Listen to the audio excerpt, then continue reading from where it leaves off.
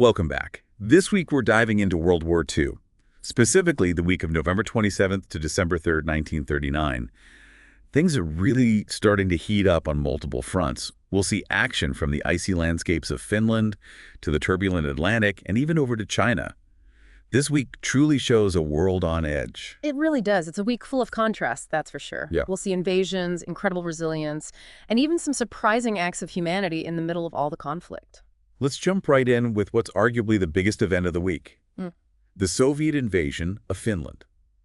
On November 30th, a massive force of 450,000 Soviet troops crossed the Finnish border, launching a full-scale invasion. Oh, absolutely. And this comes after weeks of tension, culminating in the Manila incident where the Soviets essentially faked an attack on their own territory and blamed Finland for it. A classic false flag operation. It was completely fabricated to give them an excuse for war. Exactly. A blatant act of aggression. The scale of the invasion was a shock to the world.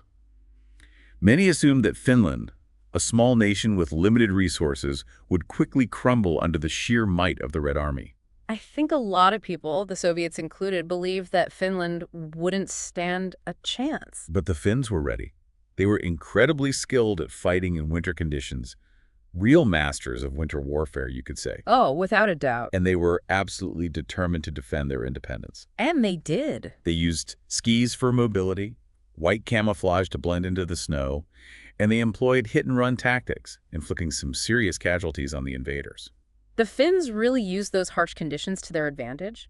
The terrain and weather that the Soviets thought would work for them actually ended up working against them. Their tanks and trucks got stuck in snowdrifts, making them easy targets for Finnish ambushes. It really goes to show you can't underestimate the importance of adapting to the environment you're fighting in. By December 3rd, the Red Army's advance had stalled, and they were nowhere near their goal of capturing Helsinki. What a miscalculation on the Soviets' part. It was a real lesson in underestimation. A big one. Their resistance caught the attention of the entire world.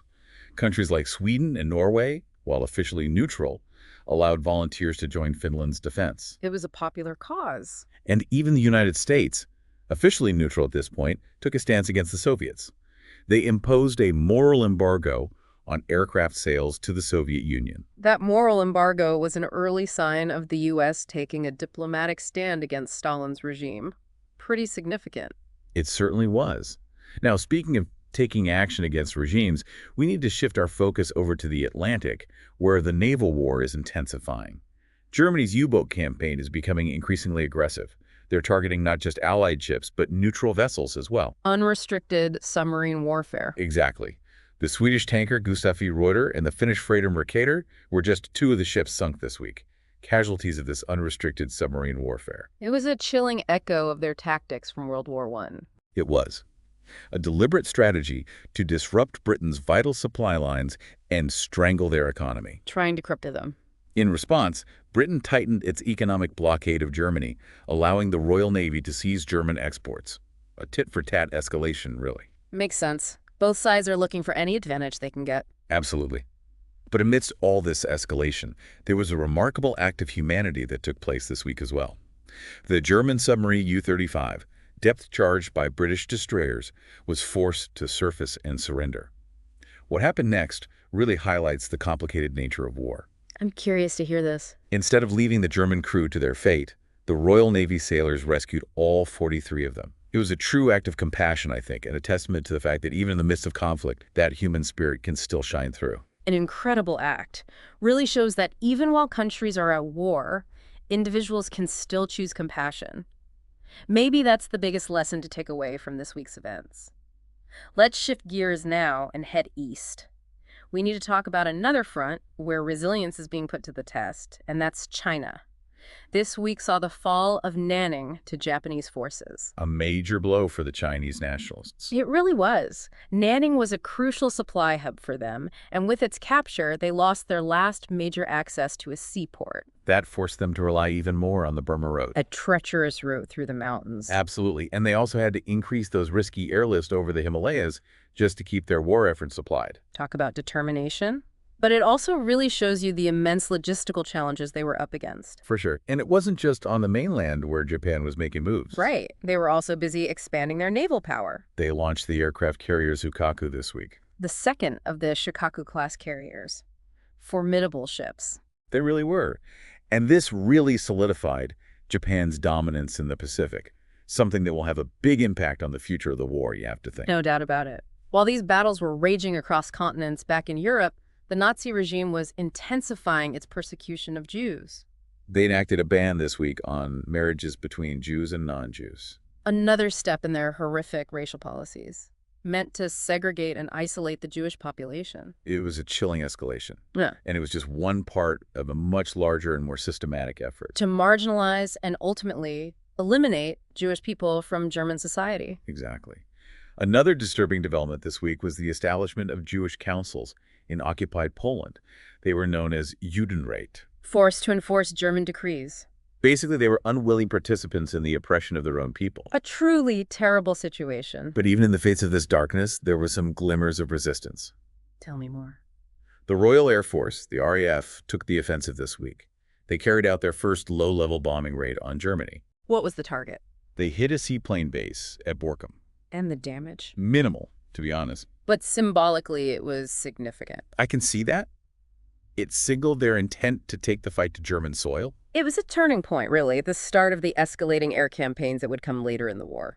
And on the economic front, Hitler issued Directive Number 9, prioritizing the targeting of British merchant ships. A clear echo of World War I's unrestricted submarine warfare. Absolutely. Trying to cut off those vital supply lines again and bring Britain to its knees. It showed their commitment to waging total war, targeting not just military forces, but the economic and civilian lifeblood of their enemies as well. A grim reminder that this war wasn't just about territory or military victories. It was about crushing their opponent's will to resist completely. So we see a world at war, multiple fronts, each conflict influencing the others. It's complex, no doubt. A web of alliances, ideologies, and ambitions. The fate of entire nations hanging in the balance. But even with all of that, we can still see those individual stories of courage, resilience, and even compassion. As we wrap up this week in World War II, we are left with some big questions. Will Finland be able to hold on? Can they withstand that massive Soviet force? It's a real David and Goliath situation up there in the frozen north. It'll be interesting to see if their spirit and ingenuity can pull them through. And in the Atlantic, things are getting more and more dangerous. Can Britain keep those supply lines open? They have to, really. Their entire war effort depends on it. And looming over everything is the question of the United States. Will they get pulled in? Or can they manage to stay out of it? That's the million-dollar question, isn't it? They've already taken a stand, at least symbolically, against the Soviets. They have. We can't know the answers to those questions for sure today, but we know that what happened this week has set a lot of things in motion. Things that will be felt for decades to come, no doubt. The repercussions of these battles, these political decisions, the acts of bravery, the terrible things that were done, they'll shape the entire 20th century. Politically, economically, socially, you name it. Absolutely. As we finish up this deep dive into this crucial week in World War II, I think it's important to remember that the entire world is watching as these events unfold. And the choices that leaders make, that everyday people make, those will decide the fate of nations. And the future of humanity itself. This war is more than just armies fighting. It's more than just territory. This is a fight for the soul of humanity. And who knows how it's all going to end up? We know that there's a lot of danger ahead. There is, but there's also the potential for great courage, for resilience, for hope, even in the middle of all of this. So as we move forward, let's all try to learn from what's happened before. Let's try to make choices that lead to a more just and peaceful world. That's a good place to end it, I think. Thank you for joining us on this deep dive into World War II. My pleasure.